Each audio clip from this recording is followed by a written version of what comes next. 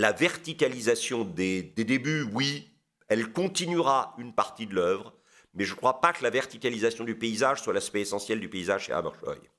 Il y a par contre quelque chose qu'on peut tout de suite dire ici, c'est ce sentiment de quelque chose de légèrement voilé. Et ce sentiment de quelque chose de légèrement voilé, c'est l'équivalent visuel de ce qu'on appelle en musique la sourdine. Et la peinture de Hammershøi est une peinture de la sourdine. C'est-à-dire c'est une peinture du murmure.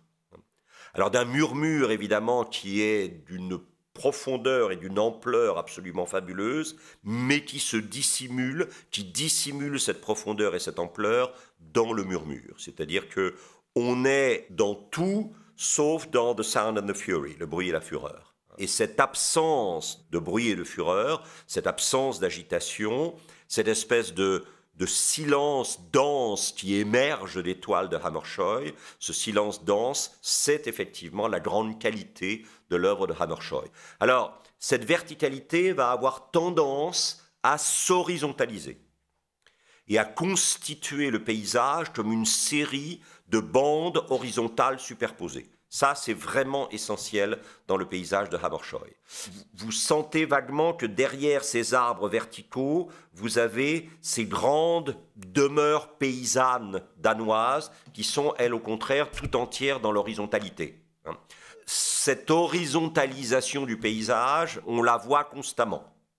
Elle est essentielle. Et vous voyez ici que vous avez le moutonnement des collines, avec le moutonnement évidemment de la végétation par-dessus, puis le moutonnement des nuages ensuite. Mais vous avez cette grande répartition de bandes horizontales superposées, avec de temps en temps effectivement des nuages qui sont dans une sorte de succession de verticalité comme des créneaux, ou au contraire dans de grandes zones, dans de grands aplats horizontaux qui reprennent en écho les aplats horizontaux de la Terre.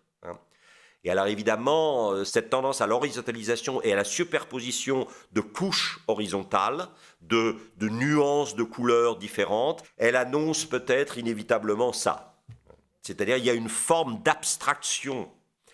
C'est ça qui est extraordinaire chez Hammershøi, c'est que vous sentez continuellement une abstraction qui se retiendra toujours d'aboutir. C'est-à-dire qu'il restera toujours un contemplateur obsédé du réel.